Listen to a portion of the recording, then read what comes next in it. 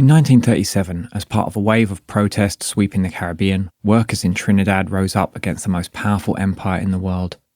Domestic workers, oil workers, agricultural workers, landless peasants and unemployed people defied their employers, the police, British colonial troops, and even their own union and political leaders in a self-organised mass strike. This is working class history. Alla mattina,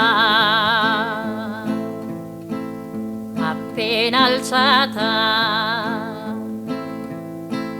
oh bella ciao, bella ciao, bella ciao, ciao, ciao alla mattina.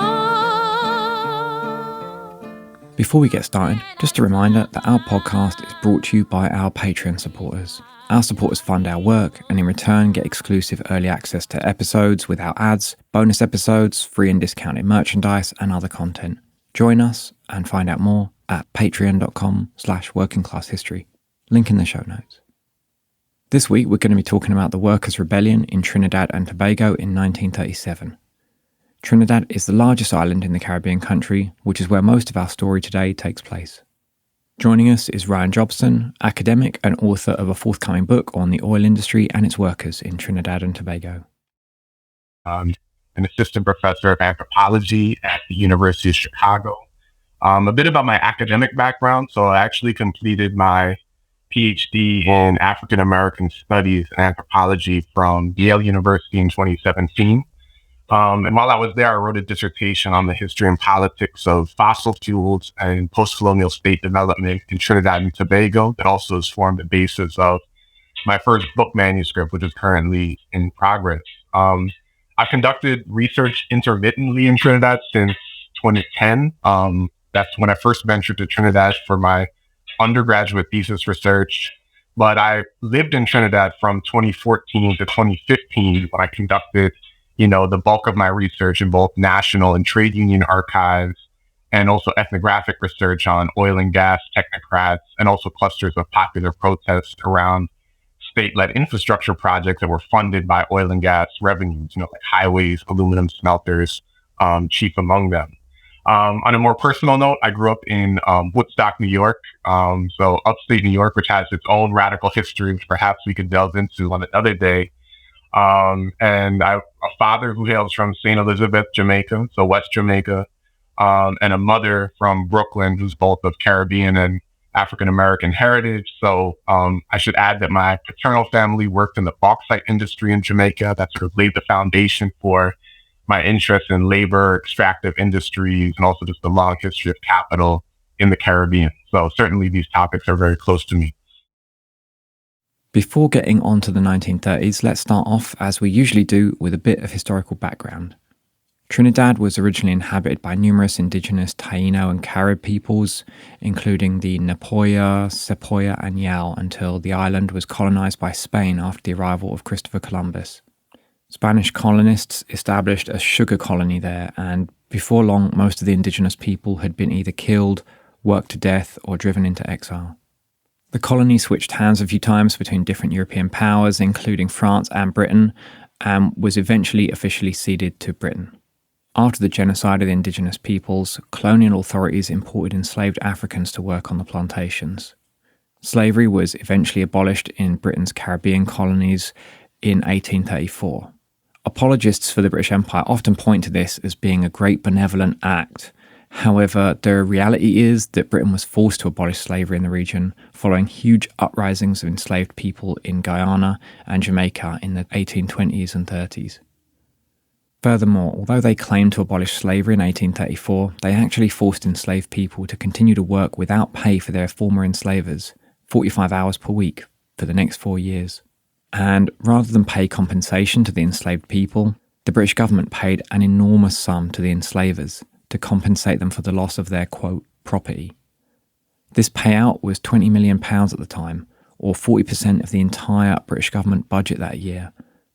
For a bit of comparison, 40% of the UK government budget for 2021 was over £400 billion. The debt the government incurred as a result was only eventually paid off in 2015, and lots of rich and powerful people in the UK today can trace their wealth back to this payout, including the former Conservative Prime Minister David Cameron and his wife. Outside the Caribbean, slavery continued in other colonies and British-controlled areas for many years. For example, in the 1960s, Labour and Conservative governments sent troops to defend the Sultan of Oman, where slavery was legal until 1970. Anyway, that is a slight digression, but that's something I always think is worth pointing out, both in terms of what the British Empire was actually like, and also in terms of responding to anyone who ever claims that the government doesn't have money to pay for public services, as it does show that the government can basically get its hand on any amount of money it likes, as long as it actually wants to. So this was the general historical background of Trinidad, but for the purposes of saving time, we're going to skip forwards about 100 years and see what the situation was for working class people in the colony then. So I guess as a way to introduce Trinidad in the 1930s, what defines the decade as Trinidad enters the 30s is, of course, depression, right? Like much of the world, Trinidad enters the decade in the throes of depression. But I think it might be helpful to step back a little bit to also point out that the 1930s in Trinidad is just approaching the centennial of emancipation in the British West Indies, which of course is between 1834 and 1838, where sort of the period of apprenticeship comes to a formal end. Also, Trinidad is just over a decade removed from the end of the indenture system, which is what followed emancipation and brought predominantly South Asian laborers to work on sugar plantations until that system sort of ended in 1970. So just as an anecdote, the Kalapani, which is the name they gave the crossing that sort of paralleled the Middle Passage, but brought, again, sort of indentured laborers from India, often or at times used the very same slave ships that carried African people to the Americas. So there was very clear parallels about the fact that that new sort of racialized laboring epic was going to be defined in many respects by the same infrastructures as the previous. Trinidad, though, is sort of exceptional in that it had a very short period of intensified plantation slavery before emancipation in 1934. So first, under Spanish rule, it was mostly French planters that came to the island at the invitation of the Spanish crown. That was due to the Cédula de Población of 1783. And then it's only after sort of Britain seizes the island from the Spanish in 1797 that you see the arrival also of British planters from what they called the Old Island. So from Jamaica, from Barbados, from Antigua, from other parts of the Eastern Caribbean. So Trinidad is a very short period of plantation slavery compared to, say, Barbados or Jamaica. So much of what we understand to be the working class in Trinidad in 1937 actually had their sort of immediate or recent origins elsewhere. So we can think about, again, sort of descendants of indentured laborers from South Asia, but also predominantly migrant laborers of African descent from elsewhere in the Caribbean who are seeking opportunities for work after the decline of sort of West Indian sugar, particularly because of the advent of beet sugar in Europe, which sort of displaced their market. So when we talk about the working class in Trinidad in 1937, you can barely call it a sort of national working class. This is a profoundly regional, we could even say sort of transoceanic and certainly circum-Caribbean labor movement. They all have their origins in many different places. As far as the sort of economic basis or the primary industries in Trinidad in the 1930s, I would say it was both sort of heavy industry and agriculture. So particularly in the latter half of the decade, we start to see Trinidad emerge out of the Depression as the oil industry expands, particularly due to the British Navy converting its fleet from coal to oil. Actually, that was Winston Churchill prior to becoming the prime minister who sort of embarked on that shift for the Navy. And also they're anticipating the outbreak of war in Europe. So in 1937, Trinidad is the single largest supplier of oil to Great Britain. And there had been a commercial oil industry since 1908.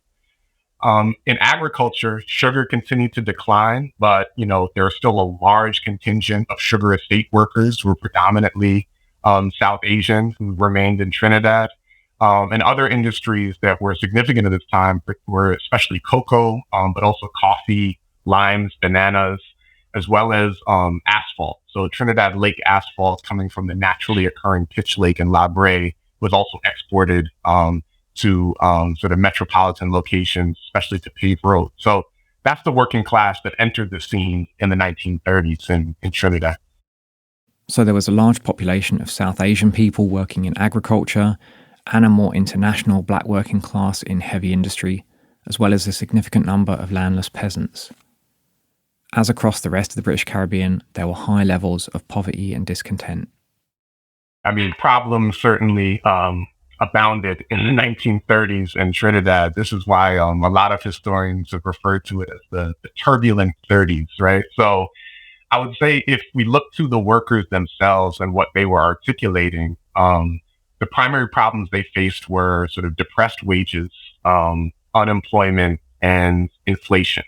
So, we can think about the primary causes of this, the global economic depression, the decline of West India sugar, and also a kind of broader condition of imperial neglect, as my colleague Chris Taylor has put it in their work on the 19th century Caribbean. So there's this sort of understanding of being British subjects, but also being neglected by the empire, right? That they are not being protected, so they're not receiving sort of their basic sort of means of survival.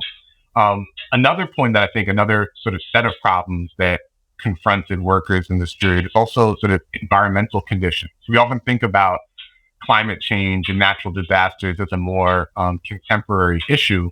But Trinidad actually had a particularly tough time in the 1930s.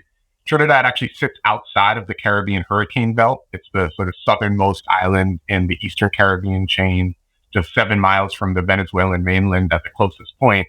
But in 1933, a rare hurricane does strike Trinidad, which destroys crops and farmlands across much of South Trinidad and Central Trinidad. We also see then a drought that persists through the early 1930s, which really imperiled sugar estate workers in particular. So, as food prices went up as a result of inflation, workers would often plant these unsanctioned plots of provisions to subsist on as a way to sort of navigate the crisis. But the climate, literally the climate, the environmental conditions made it very difficult to carry that forward successfully. So the environmental problems affected, again, both Black and South Asian workers alike. I guess the last set of problems that you see articulated by workers are around sort of conditions of housing, malnutrition, and disease. We see that both on sugar estates as well as in the sort of oil company towns that begin to emerge around the oil fields in particularly South Trinidad.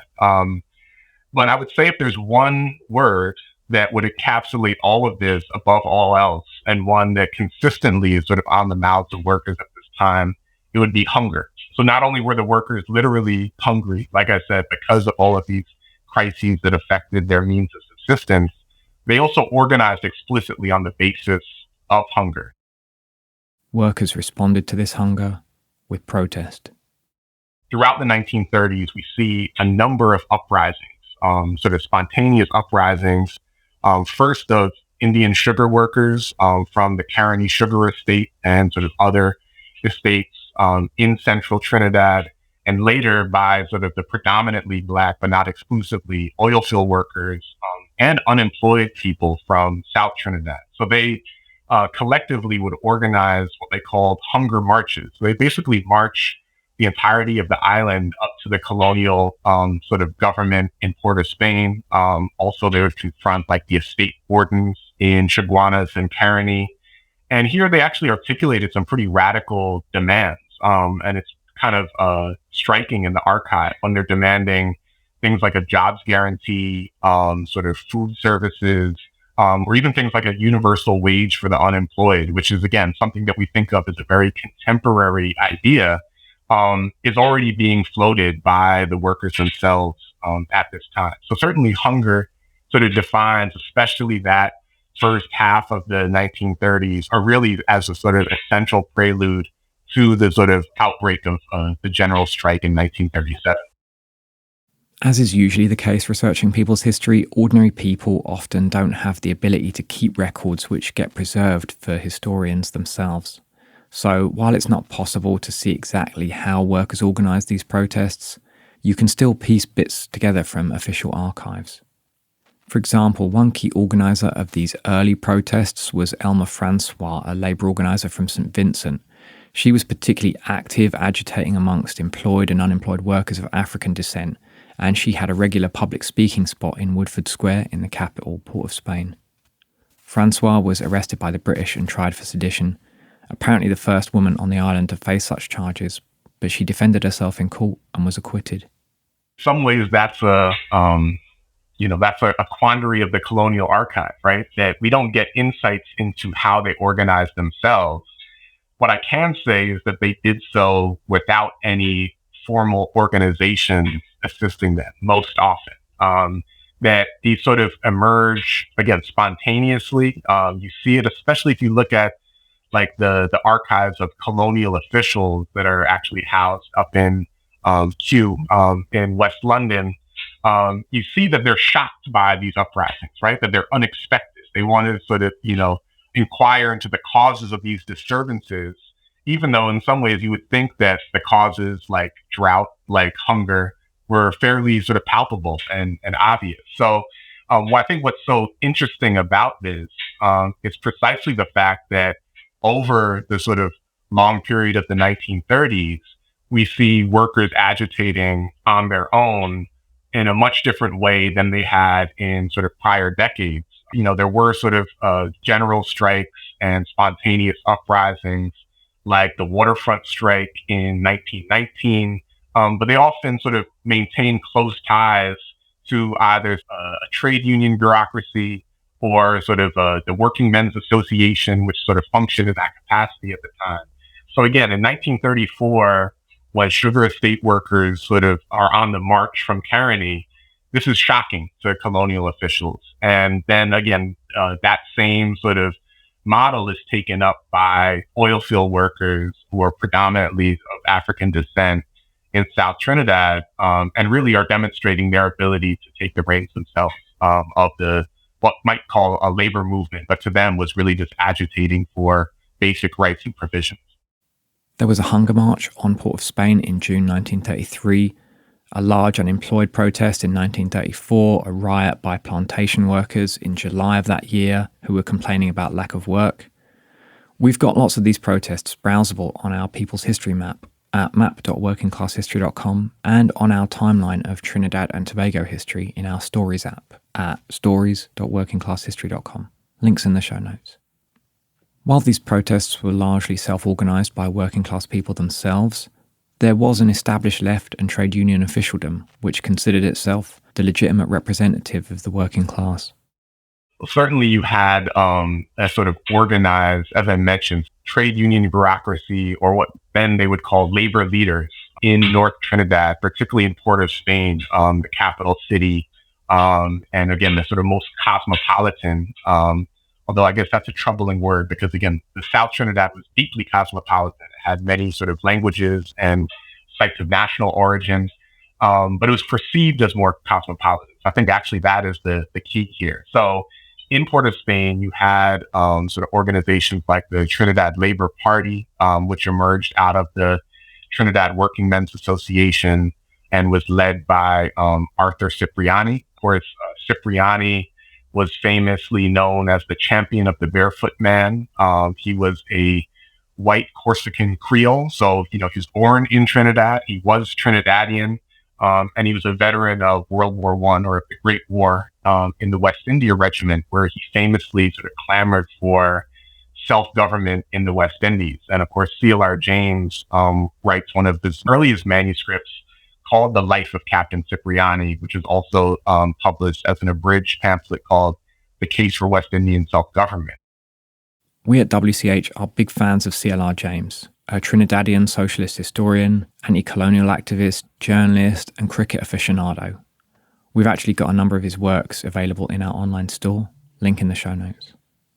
So the working class in this period adored Cipriani, right, in the aftermath, particularly of the 1919 waterfront strike.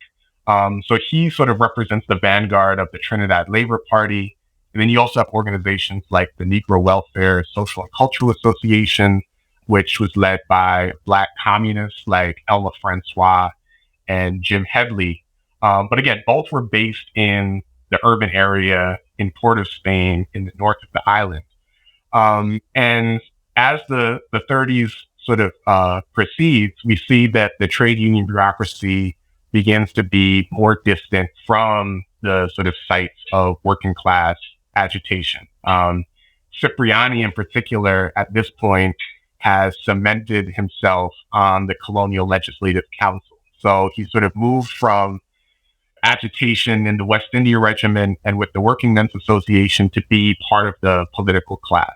And when workers were staging these hunger marches spontaneously, Cipriani would often sort of call for their patience and restraint. That he seemed to be more interested at this point in preserving colonial order and sort of the proper channels of redress that would, for him, would be his organization, the Trinidad Labor Party. So we see that the location of sort of workers' insurgency shifted.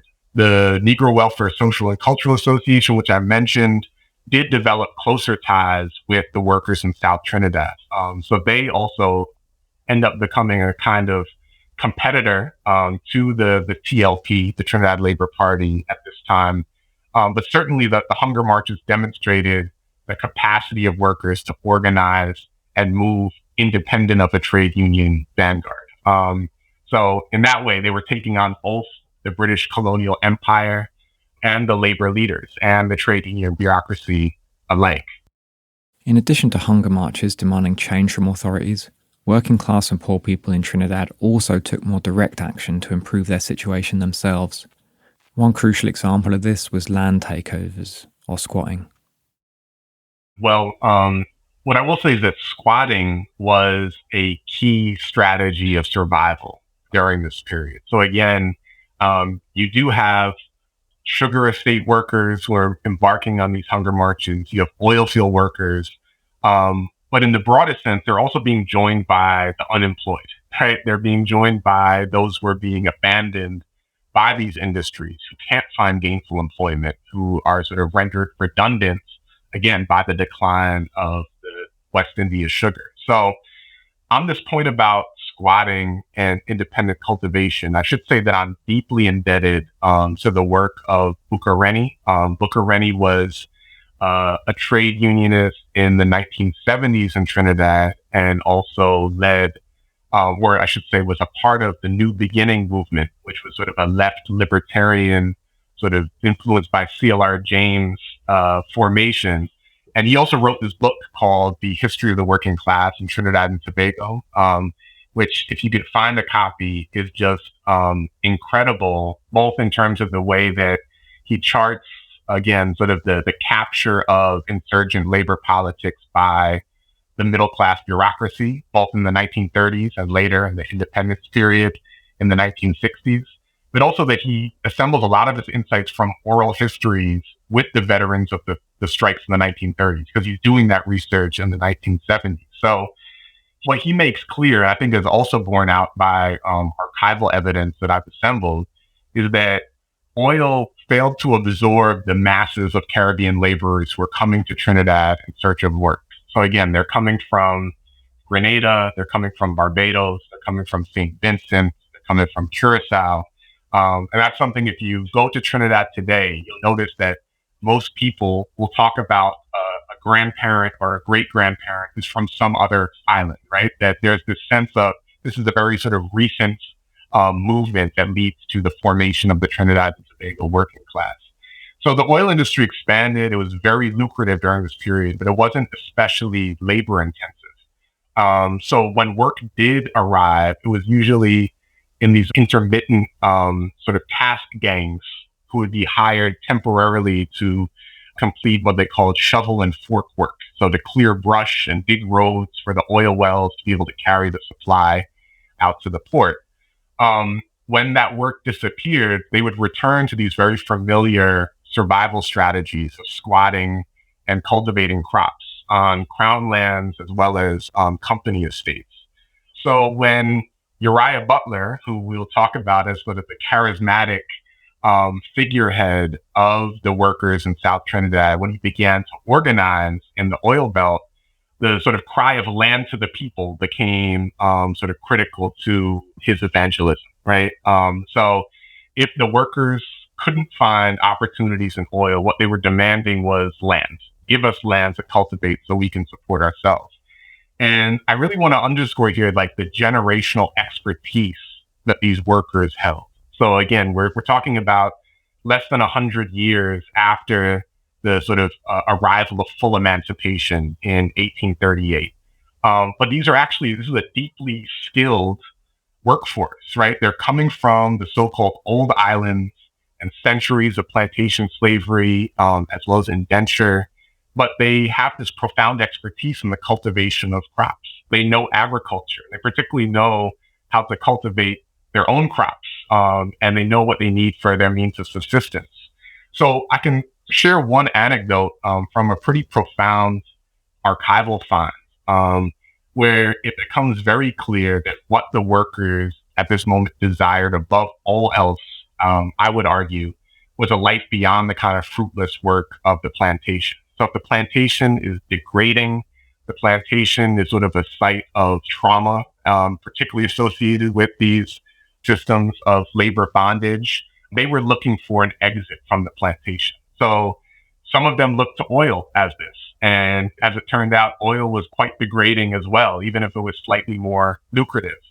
But even when they were, sort of turned away from the oil fields, and then there were opportunities to work on nearby cocoa plantations, they often refused to work in cocoa, and they just opted for unemployment, squatting, and subsistence cultivation. So you actually see this both in the meetings of planters at the time, the Siparia Planters Association of mostly sort of cocoa plantation owners just can't understand. They can't wrap their heads around why workers won't come to accept their wages. Sometimes they're offering higher wages in the oil fields. And still, there's even one fragment in the archive where you see sort of one former cocoa estate worker, and it just says, the quote directly from him is, "My days of working in cocoa are over." That's it, and it didn't matter again whether the opportunities surfaced on the oil fields. It was very clear that they had sort of rejected the plantation as such, and they were out in search of dignity, not necessarily, oil as such, but they thought of oil as potentially one of the ways that they could arrive at this more dignified life. On the oil fields, one of the issues which contributed to worker discontent was racism, because while most of the rank and file workers were black, most of the supervisors were white.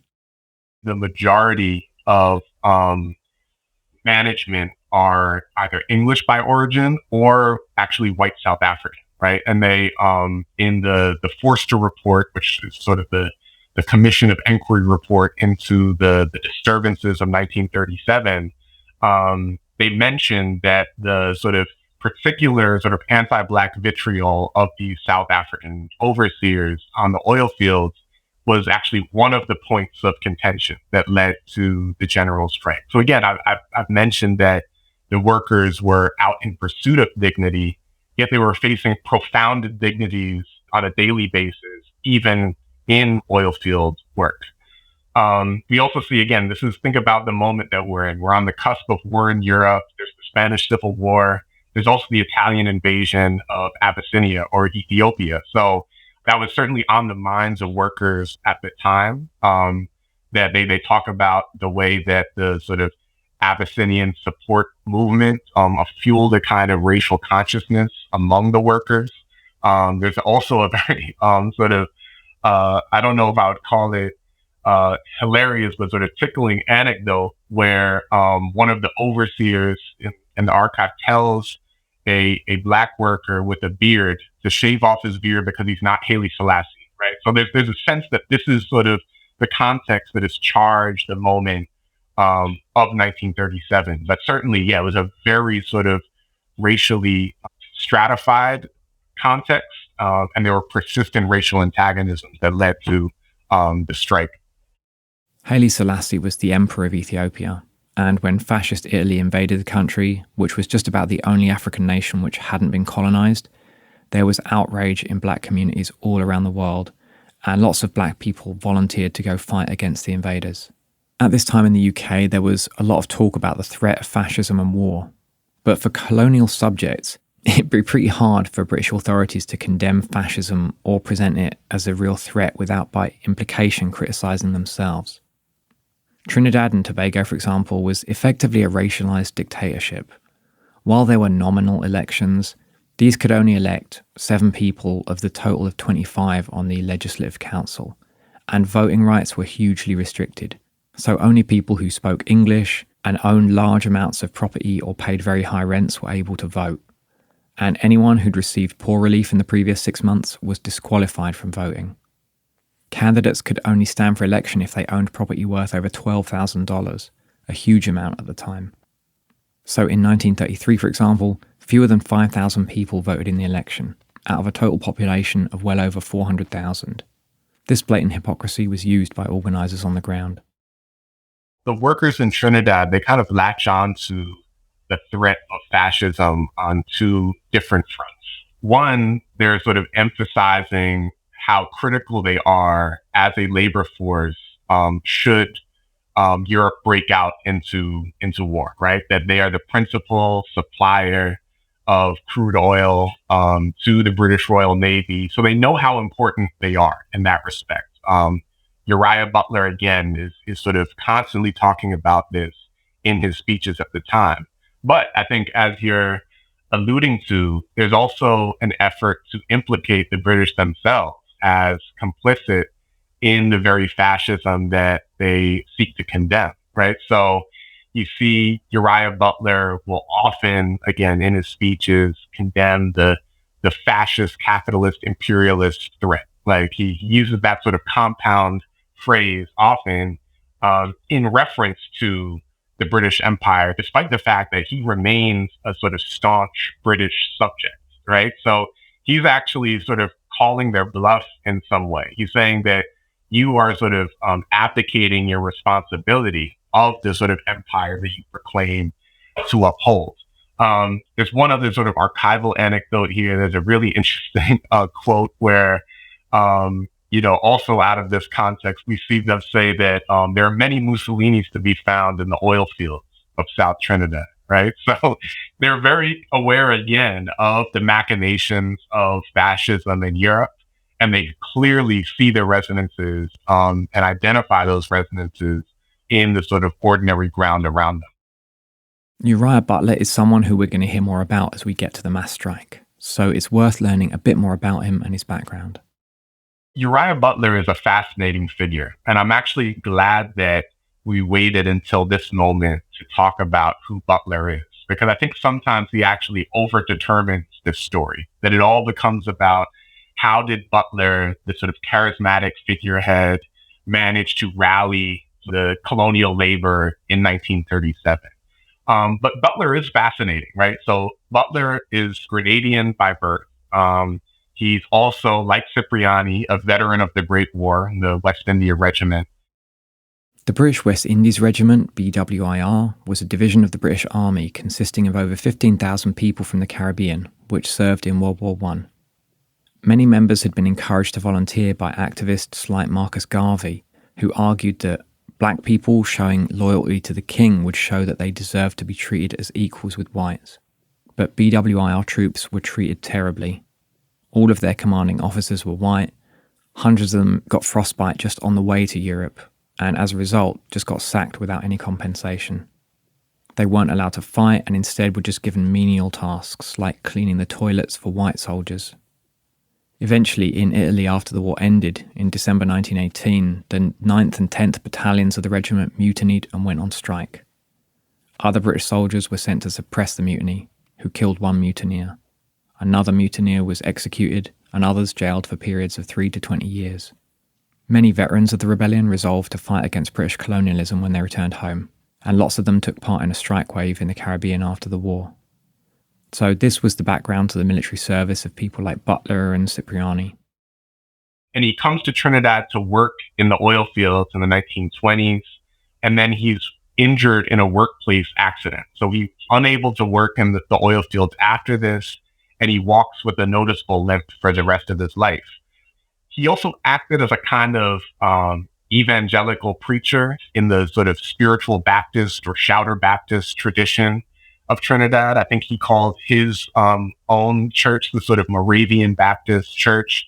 And he would sort of walk around and conduct these revival meetings across the oil belt, carrying a Bible always, and often speaking in these very fanciful terms about himself as Moses and leading the workers of Trinidad out of the oil belt to the promised land. And I should say that this resonated with a broad swath of the working people who would attend his revival meetings, right? That a lot of them also adhered to these religious and faith traditions. He would open these political meetings with a hymn, whereas the Trinidad Labor Party would open with the Internationale. And in some ways that represented the fact that he understood that workers' agitation took place through the grammars that they were familiar with. So that was very effective. Butler was also involved in some key disputes before the 1937 strike. In 1935, so a year after the Caroni workers, the sugar workers marched to Port of Spain, we see a strike break out on the Apex oil field in Faizabad. Butler, at this time, was actually the head of the local Trinidad Labor Party branch in Faizabad. So that's his formal position. He is part of the Trinidad Labor Party, and he's a regional sort of branch head under Cipriani.